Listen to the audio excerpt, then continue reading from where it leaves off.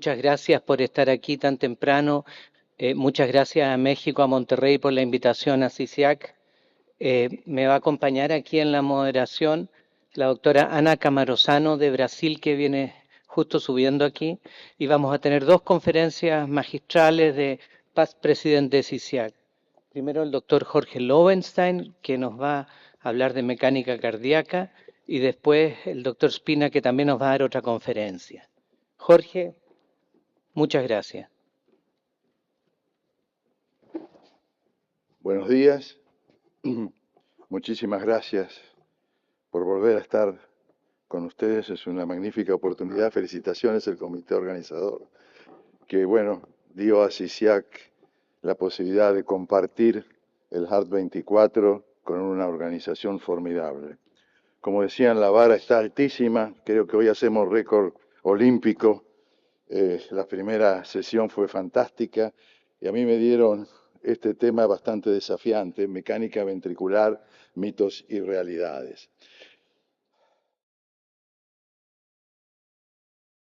Un relato tradicional que se refiere a acontecimientos prodigiosos protagonizados por seres sobrenaturales o extraordinarios, tales como dioses, semidioses o héroes. Todos ustedes esto lo saben y son realmente narraciones maravillosas, situadas fuera del tiempo histórico y protagonizadas por personajes de carácter divino heroico.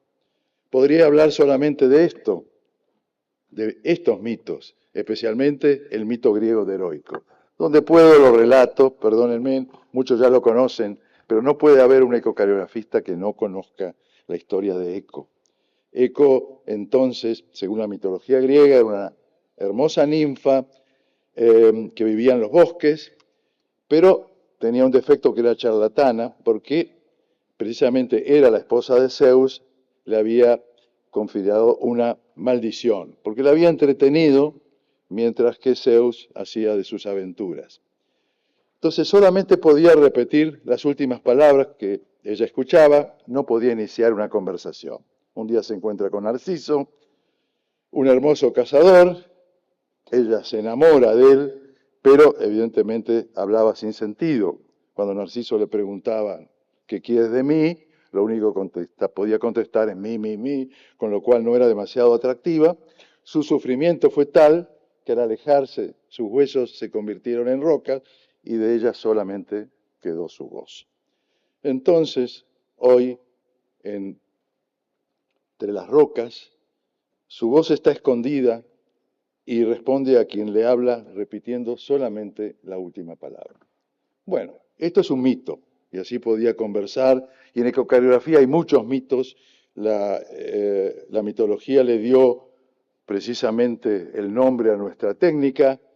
Cuando hablamos de sincronía y de sincronismo hablamos del dios Cronos. Cuando hablamos de talón de Aquiles nos referimos a la ventana que son nuestra pesadilla. El mito de Casandra, muchas veces no nos creen nuestros diagnósticos. Generalmente tienen razón. Pero bueno, vamos a hablar de verdades de la mecánica que el tiempo ha desechado. Tal vez recuerden ustedes a Erasistrato, a Herófilo. Ellos fueron padres de la anatomía antigua, tuvieron descripciones interesantes sobre el corazón, pero ambos sostenían que por las arterias circulaban aire. Y aprendí, cuando preparaba esta charla, que precisamente arteria viene del griego y quiere decir aire. Porque bueno, en las disecciones saben que las arterias pierden la sangre y son las venas las que lo contienen, entonces creían que por las arterias corría el aire. Si hablamos de Galeno, y no podemos dejar de mencionarlo, hablamos durante 15 siglos de una dogmatización de la medicina.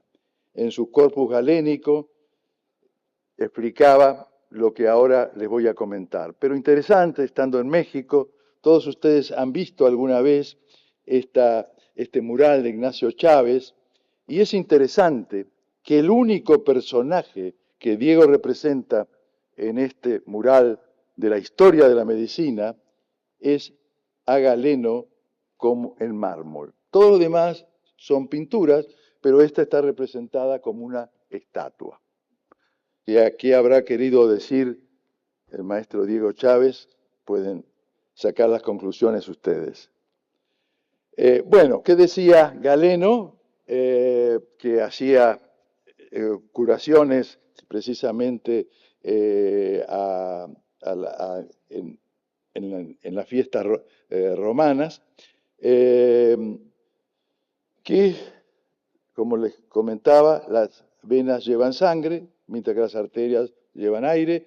Sugirió que los ventrículos, esto por todo conocido, estaban conectados a través de poros invisibles, cuyo propósito era permitir que la sangre se moviera de un ventrículo a otro.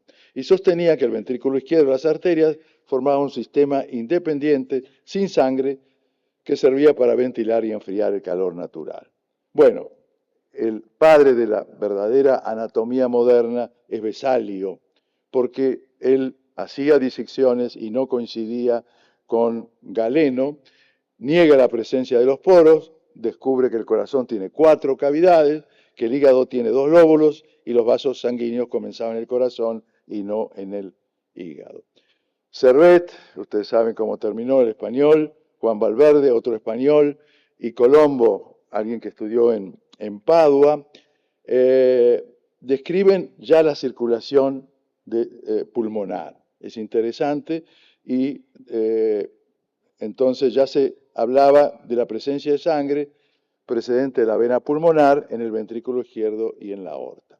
Y llegamos a William Harvey, todos ustedes conocen su Motus Cordis, ese famoso librito chiquito de 72 páginas en la cual habla de que el corazón envía la sangre hacia todo el cuerpo y que ésta regresa en su totalidad al corazón en un circuito cerrado. Pero recién con Malpighi, el descubridor, me parece que se va a cortar acá, volvemos a empezar, por favor, lo puede poner. Malpighi descubre los capilares y entonces se cierra el circuito de la sangre, del retorno sanguíneo. Es la primera mecánica. ¿La puede poner usted o la pongo yo? Entonces, ya con esto. Pero es interesante que Harvey hablaba de que la sangre se expulsaba como en la forma de un puño.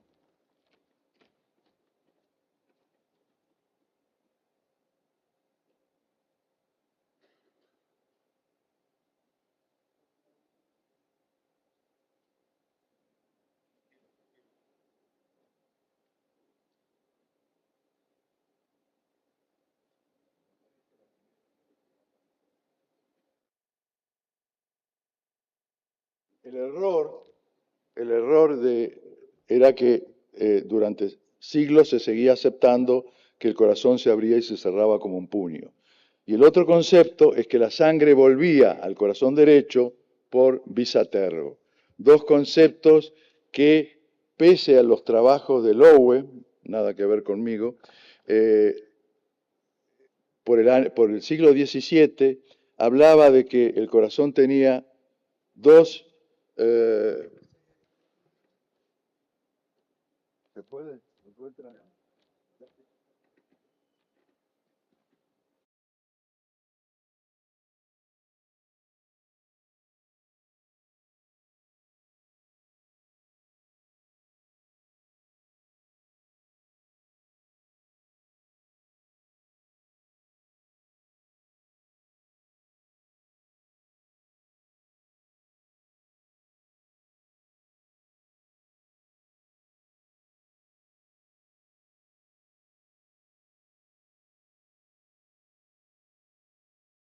Malpighi, entonces, como le decía, y acá está Lowe, que habla de que consideraba que el miocardio está compuesto por 2 músculos espiralados, que su expulsión sanguínea, miren en qué año fue, en el siglo XVII, era similar a estrujurar un paño de lino para exprimir el agua. Lo decía en un muy buen inglés, pero esto se le atribuye a conceptos recientes cuando son realmente muy antiguos y muy poca gente le daba importancia. Sobre el ventrículo derecho, tenemos algunas descripciones de Leonardo da Vinci y de Harvey, Pero lo interesante de todo este concepto de mecánica cardíaca es que nos basamos siempre en la historia de Occidente. Y en Oriente, en Persa, Babilonia, Egipto, estaban 5 siglos, 4 o 5 siglos más adelantados. Avicena ya hablaba del sistema de ventrículos y de válvulas del corazón en el canon de la medicina, y Ibn al-Nafis describía la circulación pulmonar. Y miren ustedes, muchísimos siglos antes de que en Occidente, bueno, no había Internet, no había Google, no había PubMed, no se podían enterar demasiado de lo que pasaba del otro lado, pero estaban mucho más adelantados, pese a que en Oriente estaba prohibida las disecciones. Sin embargo, sus conceptos teóricos eran mucho mejores que del otro lado.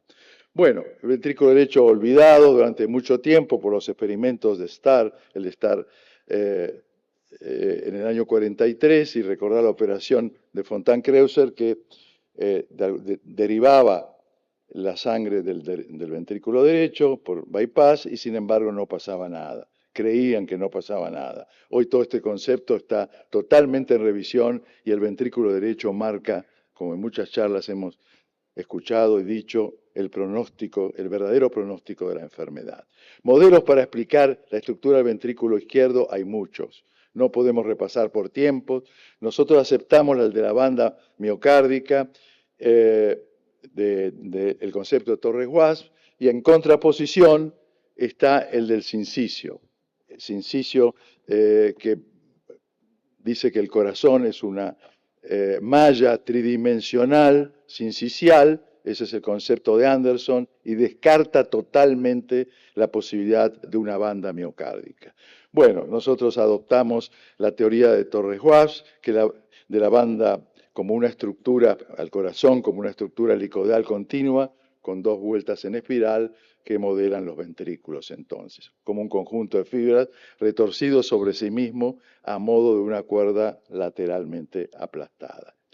¿Quién tiene razón? Anderson, Torres-Wasp. Bueno, el tiempo dirá, pero nosotros pensamos, por los trabajos de mucha gente en España, Francisco Carreas entre ellos, que por resonancia y por una técnica que se usa mucho en neurología, tensor de difusión, se logra confirmar que comienza esa banda en la pulmonar y termina en la aorta. Y eso se ha confirmado con técnicas de resonancia.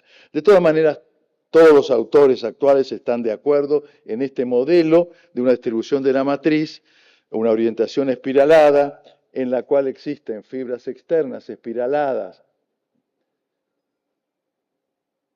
que son subepicárdicas y fibras internas que son subendocárdicas. Y centrales existen las fibras circunferenciales. Todo esto lo conocen y Torres-Wasp nos enseña entonces que es importante el twist, el movimiento de rotación antihoraria, como ven ustedes en el ápex, y de rotación horaria en la base, con una expresión de alrededor de 20 grados, como da en nuestro laboratorio. Estas son las manos del doctor Trainini, ya después le va a dar el día jueves a la tarde una charla sobre sus adelantos, sus experimentos y su concepto de la mecánica cardíaca, pero con una disección Roma y teniendo algunos cuidados, se puede llegar a desplegar el corazón, como ven aquí, sin romperlo, y esto no es ningún artificio, esto se ha hecho en cientos de corazones, determinando entonces un corazón derecho, perdón, y izquierdo en un plano basal y el corazón izquierdo en el plano apical con fibras descendentes y ascendentes. Bueno, este es un corte transversal nuestro donde se ven cómo las fibras corren en direcciones opuestas. Y recordando, pues esto es importante para el strain, que las fibras subendocárdicas tienen una disección de hélice dextrógira y las fibras subepicárdicas una dirección opuesta. Son las mismas fibras que van cambiando de dirección cuando llegan al ápice, ¿no es cierto?, en un ángulo de 60 grados. Esto es aceptado por todos. Entonces, como les decía, para recordar y no olvidarse nunca más, que las fibras longitudinales subendocárdicas son las más susceptibles a la isquemia, que van adoptando una forma, una disposición circunferencial a medida que se hacen centrales, y en la punta cambian de dirección y se hacen subepicárdicas y externas. La gran pregunta era, ¿cómo rota el corazón si no tiene un punto de apoyo? Entonces Torres-Waps decía, en cuanto se refería a la mecánica cardíaca, que las fibras circulares eran como los vasos sanguíneos, no necesitaban un punto de apoyo. Y el twist, o el ringing, el retorcimiento, estaba sostenido por un andamiaje a esa torsión, y ese andamiaje era el homoesqueleto, o sea, era la sangre. Esa era su explicación.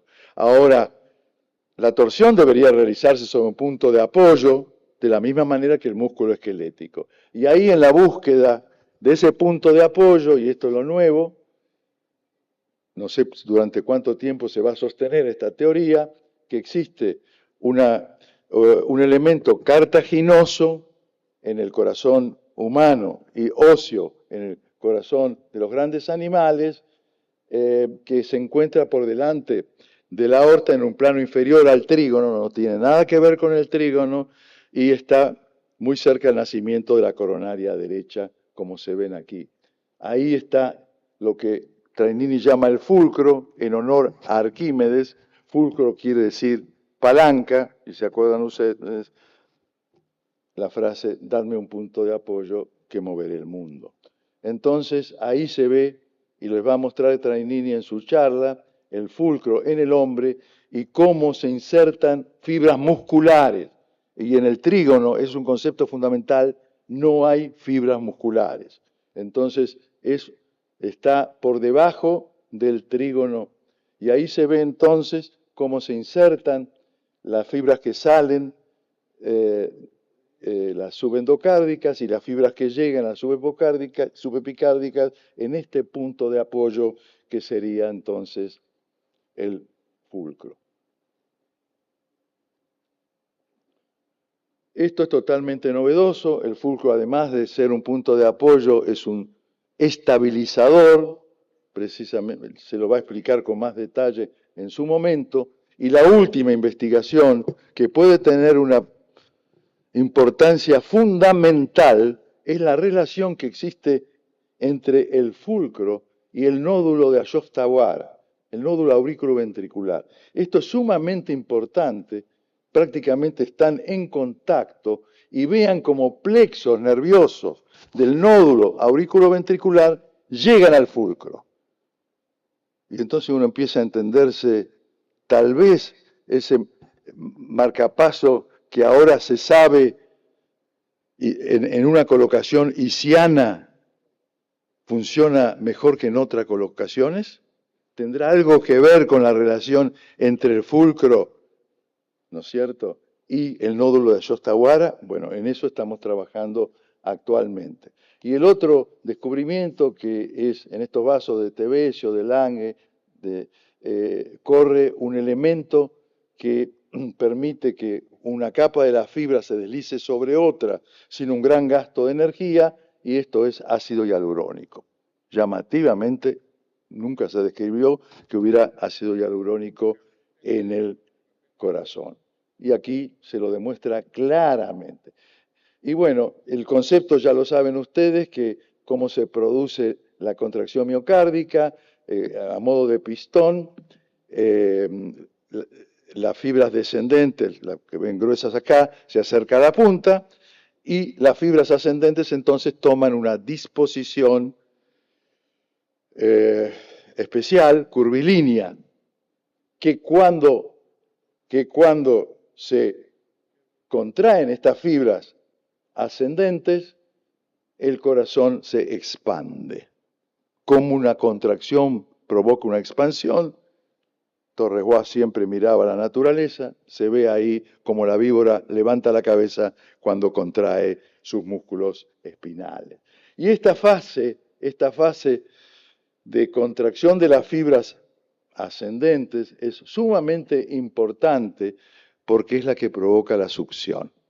Entonces, ya todos sabemos, pero Harvey no, que la succión no es un movimiento pasivo, es un movimiento activo de contracción que se produce 100 milisegundos después que la válvula aórtica se cierra, es la protodiástole, y a esa succión se le debe precisamente el lleno rápido del ventrículo izquierdo. Y esta fase es fundamental, y aquí en nuestro laboratorio también, cómo hay presión negativa en esa fase, y eso es lo que provoca precisamente la succión.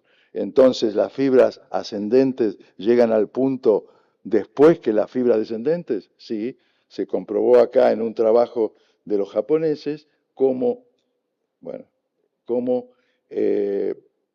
precisamente las fibras, las verdes ascendentes, llegan al punto máximo de contracción más tardíamente que las descendentes. Esto es sumamente importante en el fenómeno. Y lo hemos comprobado, y esto cuando hablamos de deformación posistólica normal que tenemos todos, en los segmentos basales, un porcentaje que no supera el 20%, es debido a las fibras ascendentes que se contraen en forma activa. Y eso es normal en la mayoría de nosotros. Esto se confirma, la fibra descendente y ascendente tienen una correlación ecocardiográfica perfectamente demostrable, y acá en colores y en trabajos del mexicano el doctor Antúnez Montes también pueden repasar la correlación que existe entre la mecánica cardíaca, entre las disecciones y lo que nosotros vemos en el ecocardiograma.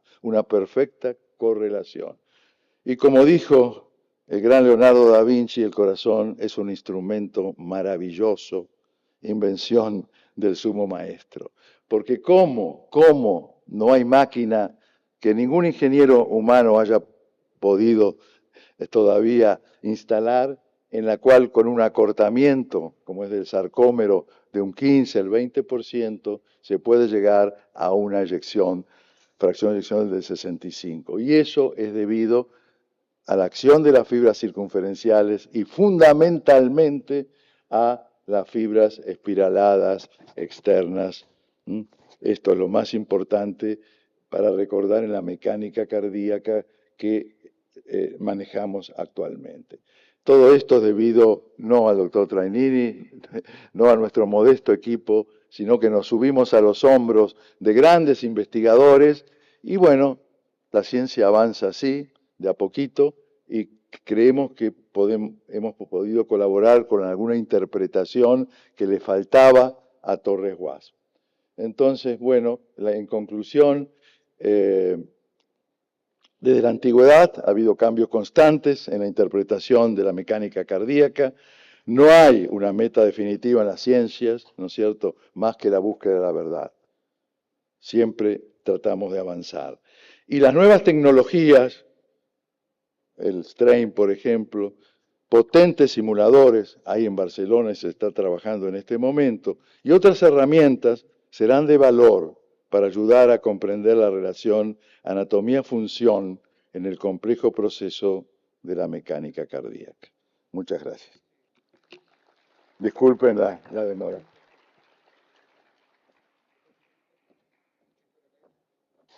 Muchísimas gracias, doctor Jorge. Felicitaciones por su excelente ponencia, como siempre, con muchas cosas interesantes para nosotros.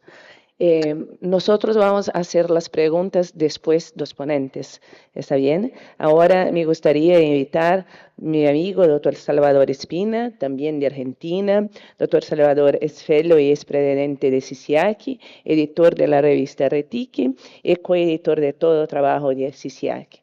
Yo voy a hablar de miocardiopatía ritmogénica en la multiimagen. Por favor, doctor Salvador. Muchas gracias, Ana, por la presentación. Es para mí un honor estar aquí en el Congreso CICIAC. Fíjate si lo podés poner en movimiento. El Congreso de GER Monterrey se ha transformado en una realidad realmente extraordinaria, un trabajo espectacular que se ha llevado a cabo y hoy es una realidad incontrastable que lo estamos disfrutando con estas mesas extraordinarias que tuvimos hasta ahora. Vamos a ver si hoy hablamos de un tema muy caro para mí, que es la miocardiopatía ritmogénica, y quiero plantearles algunos escenarios diferentes a lo que vemos habitualmente y reflexionar sobre algunos temas en particular. Y la pregunta es, ¿tiempo de cambiar? No tengo conflicto de intereses. Esta es la hoja de ruta que vamos a tener y en esta hoja de ruta vamos a intentar responder a estas dos preguntas. ¿Qué es la miocardiopatía ritmogénica? Y en el diagnóstico con la multimodalidad de imágenes, a ver si existen nuevos paradigmas y qué tenemos que hacer con ellos. Empecemos por la historia, la definición y la clasificación. En 1736, Giovanni Maria Lanzisi describió por primera vez una familia con 4 generaciones donde tenía palpitaciones, falla cardíaca, aneurismas del ventrículo derecho y muerte súbita. Esta fue la primera descripción de lo que hoy denominamos miocardiopatía ritmogénica. Pero pasaron más de 200 años hasta que en 1976, a raíz de la muerte súbita de un médico jugando al tenis, es que comenzaron las investigaciones que culminaron con Guy Fontaine, que electrofisiólogo que tratando las arritmias hizo la primera descripción como una miopatía del ventrículo derecho crónica y progresiva de etiología desconocida hasta ese momento, con presencia de atrofia miocárdica y con reemplazo infiltrativo fibrodiposo. Así fue la primera definición y esta fue la primera serie que se publicó, que la publicó Marcus con 24 casos. Mucho pasó debajo del puente hasta que en el 2009 se hizo una nueva descripción de lo mismo como una cardiomiopatía crónica y progresiva, una enfermedad miocárdica genéticamente determinada, ya se incorpora a la genética con presencia de atrofia miocárdica y reemplazo fibroraso y arritmia ventricular. Esto era porque las primeras descripciones correspondían a la etapa terminal de la enfermedad, pero empezaron a verse otros estadios intermedios de la misma. Luego esto siguió avanzando y Domenico Corrado empieza a describir los 3 fenotipos que tenemos hoy, es decir, la dominancia derecha, la expresión biventricular y la dominancia izquierda. Y empezaron a aparecer consensos. El año 2019 fue muy prolífero realmente en un montón de artículos sobre esta enfermedad, donde este primer reporte establecido por Elliot y un montón de otros colaboradores lo describía como una enfermedad, anormalidad estructural del miocardio, macro y microscópica y arritmia ventricular. Excluía la miocardiopatía hipertrófica, la restrictiva y entre comillas la miocarditis, pero fíjense lo que agrupaba las enfermedades como displasia ritmogénica del ventrículo derecho, que fue la primera, el ventrículo derecho, pero también la miocardiopatía dilatada ritmogénica, la miocardiopatía ritmogénica del ventrículo izquierdo, y así un montón de otras patologías juntas. Ese mismo año 2019 se hace una descripción genotípica del mismo y lo dividieron en 4 claustros dependiendo de cuál era el genotipo que estaba comprometido, donde el primero correspondía a la displasia ritmogénica descrita previamente por Guy Fontaine y ahí empezaron a verse que la amplitud del QRS tenía un rol fundamental en estos pacientes para poder describir las mismas. Y en el mismo año la Heart Rhythm Society describió a la miocardiopatía ritmogénica como un espectro de condiciones de diferente etiología, donde incluía la amiloidosis, a la sarcoidosis, a la enfermedad de Chagas y al miocardio no compacto, con desórdenes genéticos y no genéticos, e incorporaba patologías sistémicas, infecciosas, inflamatorias. Lo único que se excluía era el común denominador que no tuviera afección isquémica, ni hipertensiva, ni valvular.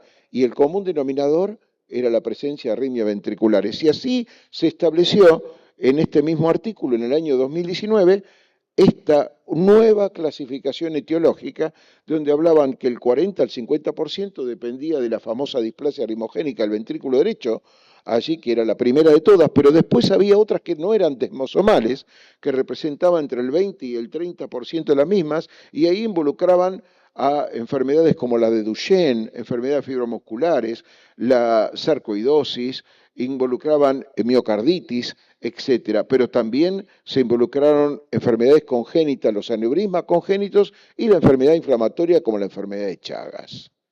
Entonces, a esta altura del partido, la primera pregunta que tenemos que hacernos es, ¿qué estamos diagnosticando? La displasia ritmogénica, la miocardiopatía ritmogénica ventricular derecha, la cardiomiopatía ritmogénica y todas las demás clasificaciones, donde es un incomprensible soplo de letras que lo único que hace es confundir a todos los profesionales y que lo que se hace es involucrarlo en una red establecida donde el común denominador solamente la arritmia ventricular a los fines de un tratamiento específico para cada una de ellas, involucrándolas todas juntas. Esto es la primera inquietud que quiero plantearles y que al final vamos a dar alguna conclusión al respecto.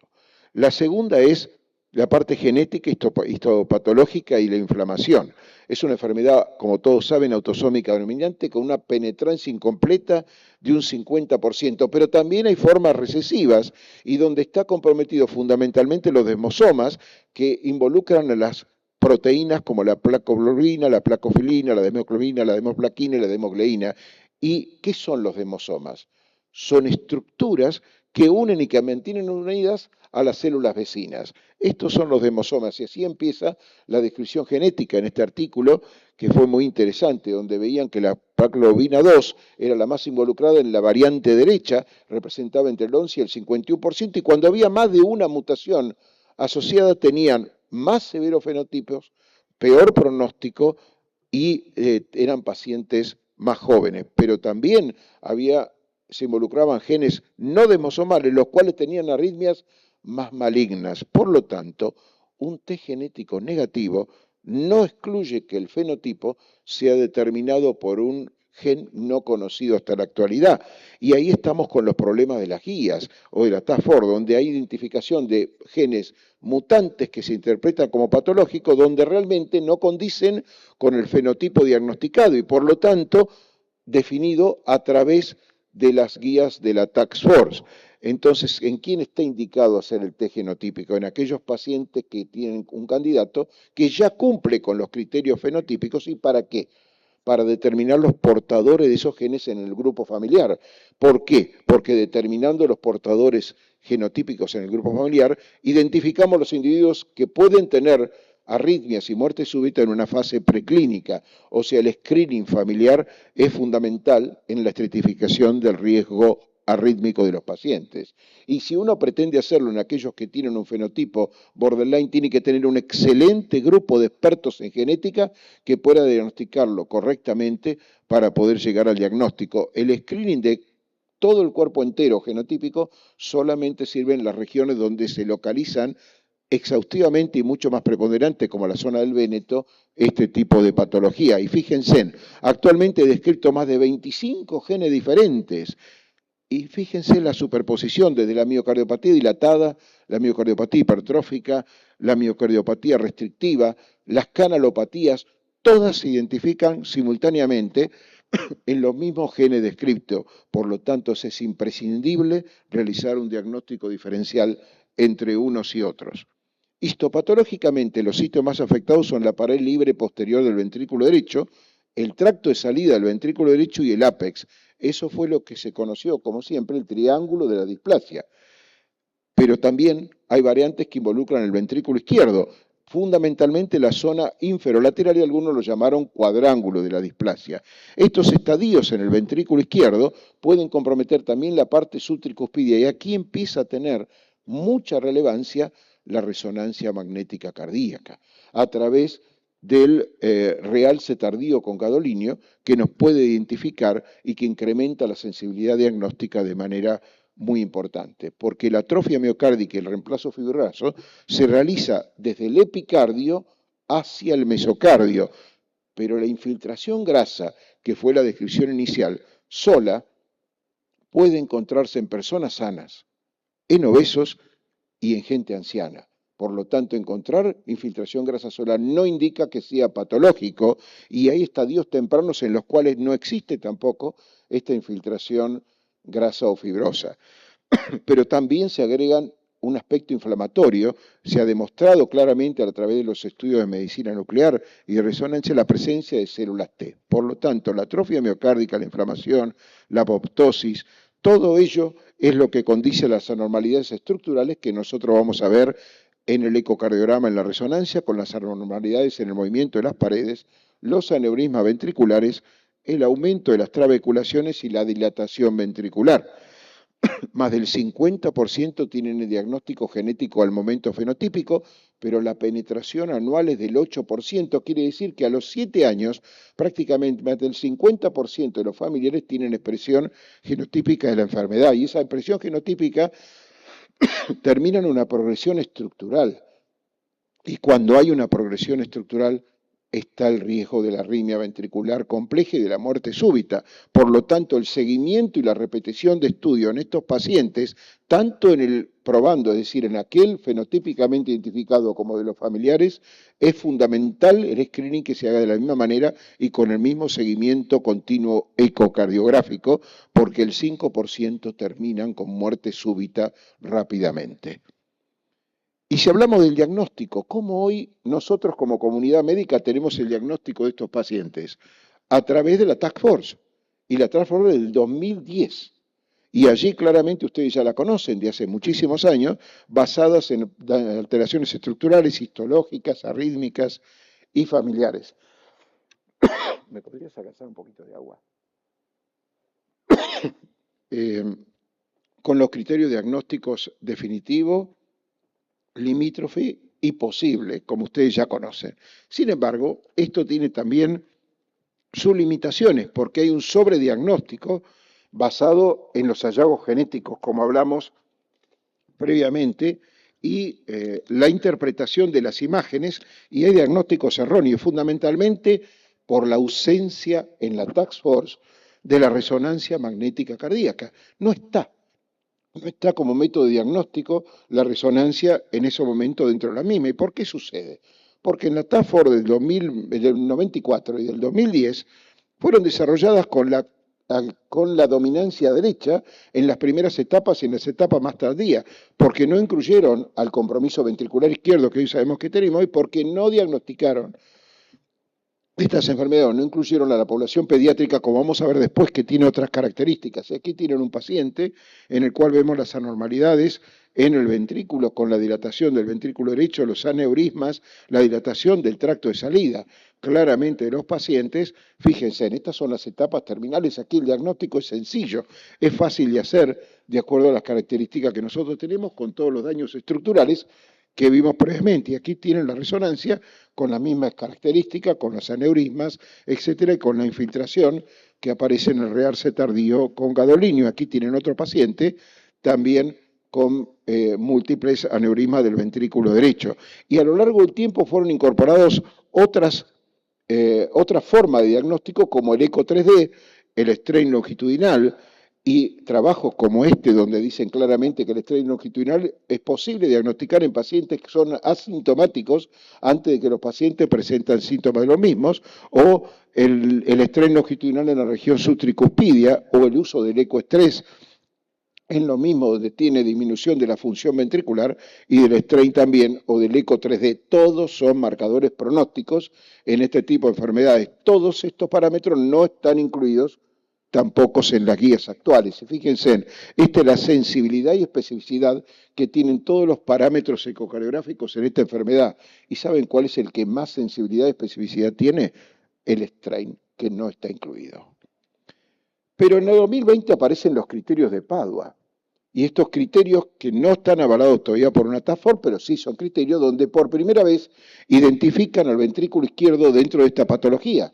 Y hablan de los daños estructurales, ecocardiográficos y de resonancia, tanto en la motilidad parietal como en la dilatación y función ventricular del ventrículo derecho y del ventrículo izquierdo, y también de las anormalidades en la aparición de la resonancia con el gadolinio.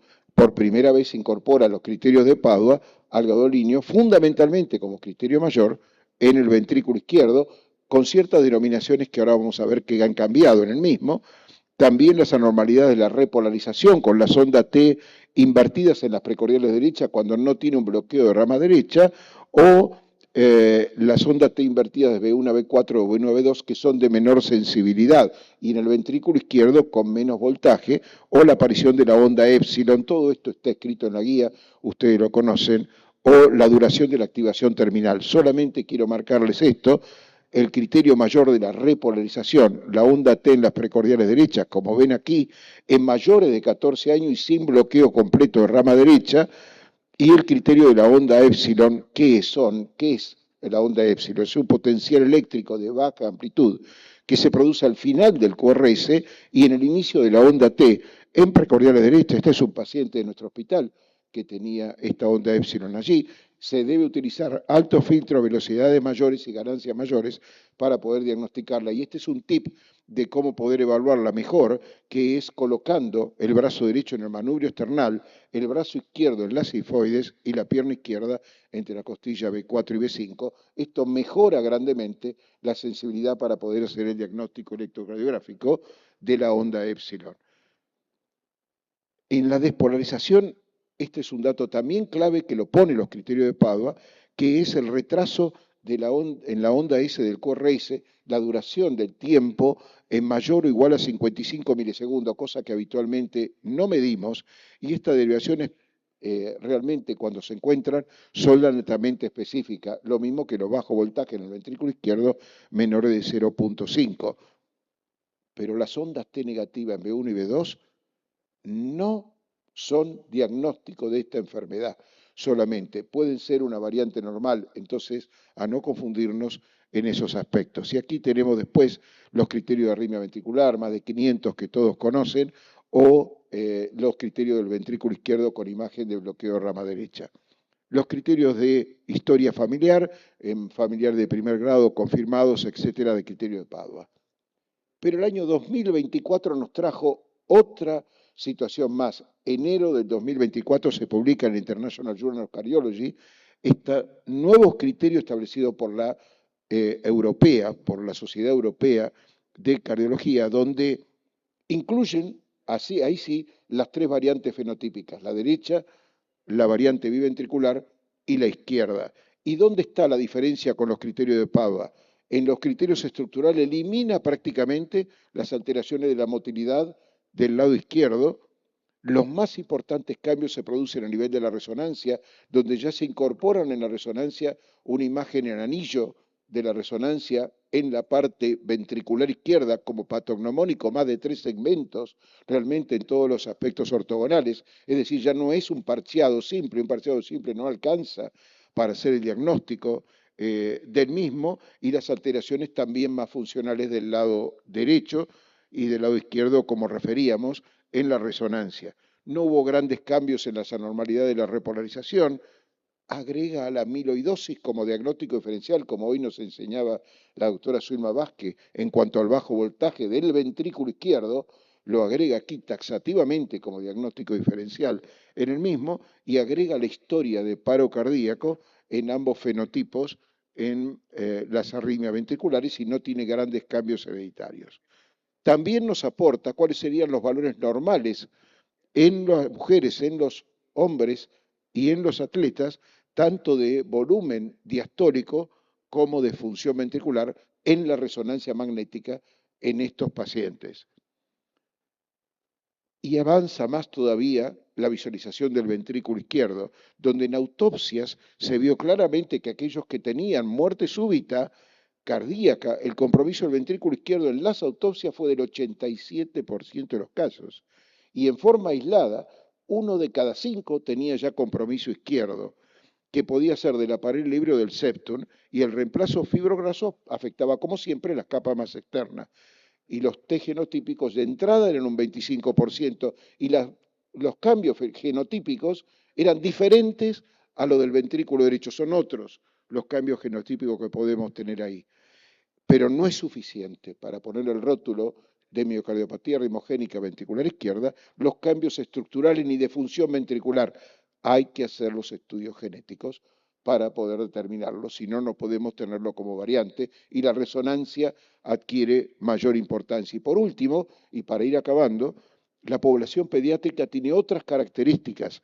Las manifestaciones clínicas son muy poco comunes antes de la pubertad, pero el 15% son afectados adolescentes, pero tienen mucha chance de muerte súbita estos pacientes, o de haber diagnosticado esto por resucitación de una muerte súbita, esto como inicial síntoma o manifestación de la enfermedad.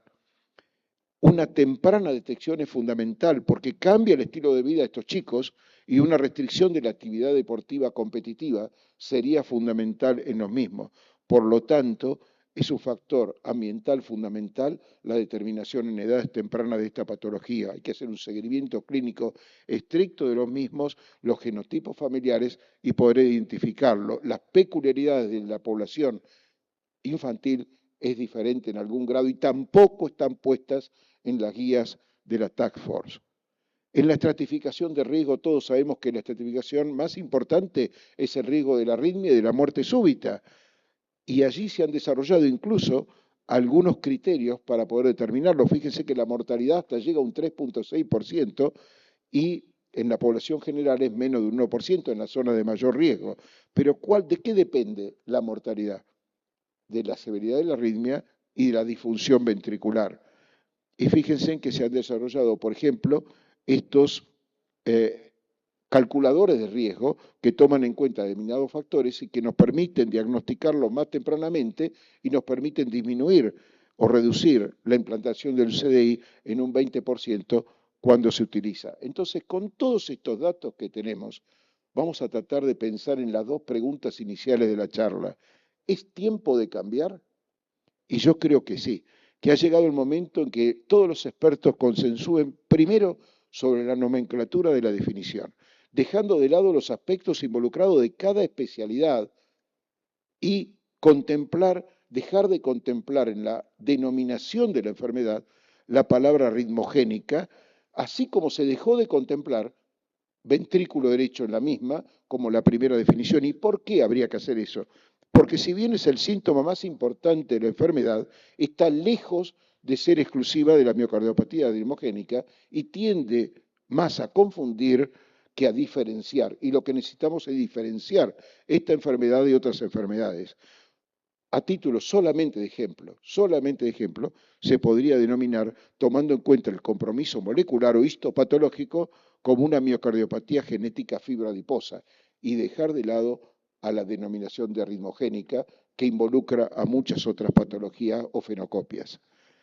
Y además es necesario una nueva Task Force actualizada que ya contemple todos los aspectos genéticos, la estratificación de riesgo, los diagnósticos de la multiimagen, el pronóstico, las fenocopias y los aspectos terapéuticos de la prevención de la muerte súbita. Es decir, hay que hacer una unificación de criterios y una claridad en la comunidad médica para la denominación y el diagnóstico de esta enfermedad. Este es el libro nuestro de CISIAC, que los invito a tenerlo, ya es un bestseller en todos lados, y esta es nuestra revista de ecocardiografía RETIC, que ustedes conocen, que realmente cada vez tiene más indexaciones a nivel general y vamos por la indexación en PubMed. Muchas gracias.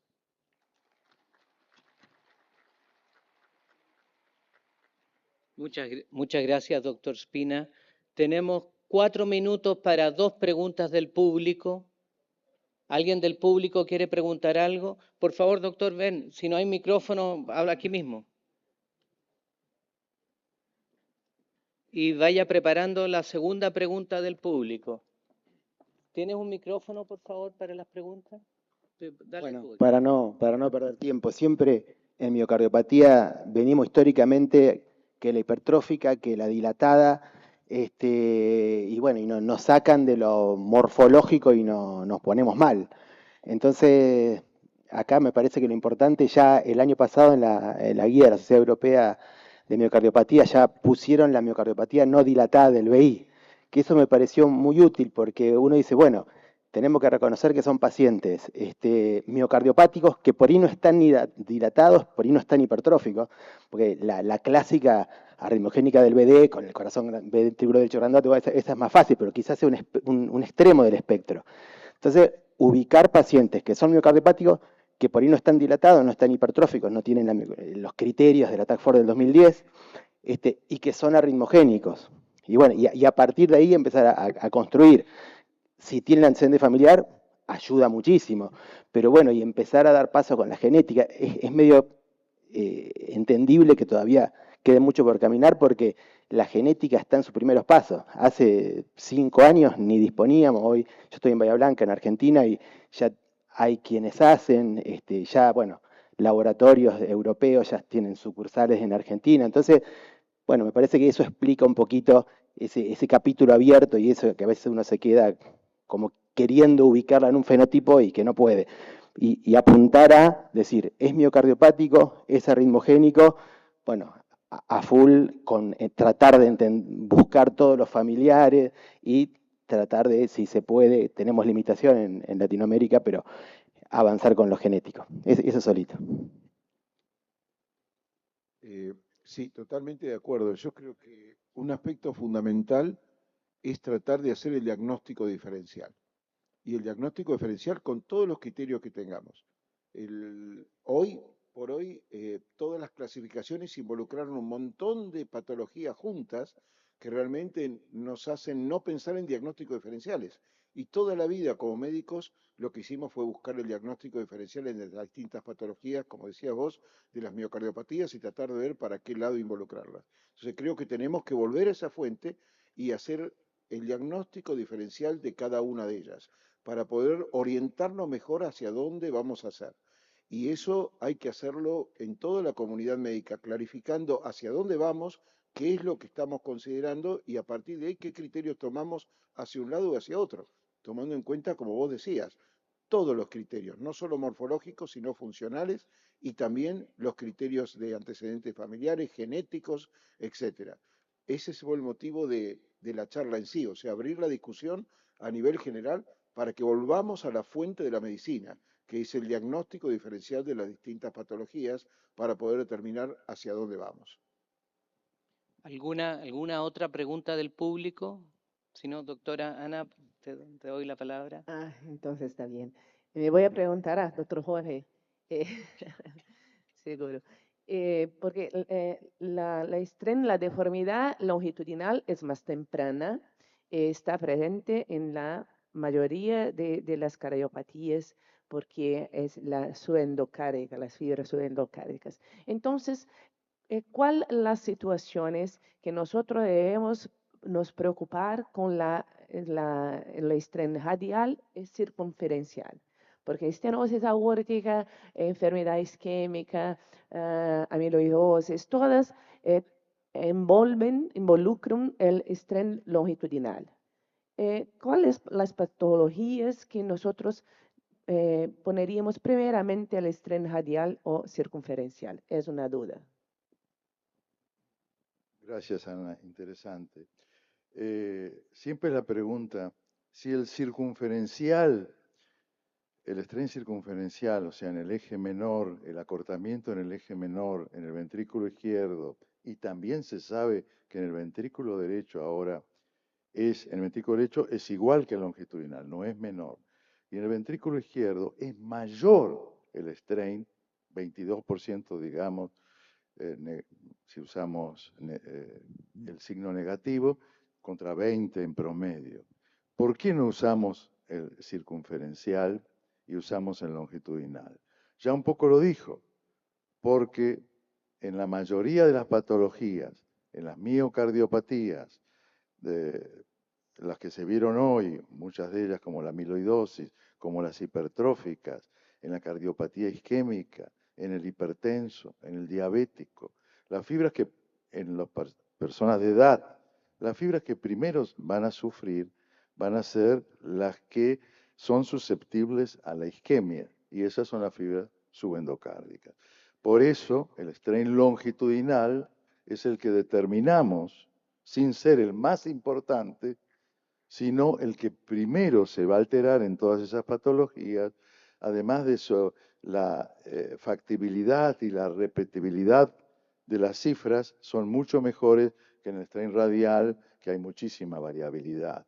Entonces, en la práctica diaria trabajamos fundamentalmente con el strain longitudinal. además por la geometría del ventrículo izquierdo, sabemos el gradiente que hay de la base a la punta y en muchas patologías se pierde ese gradiente, en otras se conserva, entonces da una información riquísima. El circunferencial o estudiar la rotación, estudiar las fibras subepicárdicas a través del twist o la torsión, es más difícil porque no hay un hito de cuál es exactamente la punta del ventrículo izquierdo. Sabemos que la base, la válvula mitral, pero la punta puede cambiar en 1 centímetro o medio centímetro, aunque existen tips para saber cómo medir, dónde medir el circunferencial, que lo medimos a nivel de los músculos papilares, y la rotación apical, que la medimos en el ventrículo chico, más chiquito, redondeado, donde se pierde el ventrículo derecho. Pero es más difícil. De todas maneras, en todas las patologías en las cuales hay ya una evolución avanzada, ya cuando la fracción de eyección está comprometida, ya las fibras circunferenciales han sufrido. Hay muchas patologías en las cuales no es estrictamente lo longitudinal lo que cambia. Por ejemplo, en la miocarditis. Por ejemplo, en cardiooncología, donde existen parches y alteraciones que no solamente son del subendocardio. Por eso en el futuro, yo creo que en ciertas patologías, como le digo, miocarditis o patologías avanzadas, o en cardiooncología, el strain circunferencial va a tener valor. Y acá se presentó el producto del strain longitudinal por el circunferencial, ese producto que no se considera demasiado, estoy hablando de la apreciación de la integración de todas las fibras, ese producto longitudinal por circunferencial, los dos son negativos, ese tiene importancia el valor. Eso se llama área de strain y se puede determinar con el strain 3D o se puede hacer matemáticamente también. Pero le vuelvo a decir, en la práctica, la introducción del strain longitudinal cuesta tanto, ha costado tanto. Dijeron que en Dominicana a lo mejor el 20% de los laboratorios lo usan y muchos no creen en el strain. Empecemos por lo más fácil, lo que primero se altera, y hablemos de strain longitudinal. Pero los que ya están avanzados en la determinación de la mecánica cardíaca, sepan la importancia de determinar el strain circunferencial en patologías más difusas, en compromisos ya más avanzados, y para explicar precisamente cuando la fracción de eyección ya está deprimida, ¿no es cierto? Y el twist, la torsión, que es un poco la integración de toda la mecánica cardíaca, porque ese bringing, ese retorcimiento toma en cuenta precisamente cómo la base se va hacia la punta, ese movimiento de pistón, y mientras se va haciendo el movimiento de pistón, va rotando el corazón. Y esa es la verdadera mecánica, que vamos a llegar a determinarla tal vez como un patrón mucho más importante de función ventricular que solamente el strain longitudinal. Muchas gracias, Jorge. Ustedes me conocen como buen militar, las 11 en punto. Damos por finalizado este bloque de CICIAC. Agradecemos a nuestros dos disertantes y a Hart Monterrey y a Chema por la posibilidad de estar aquí. Gracias. Muchas gracias a todos.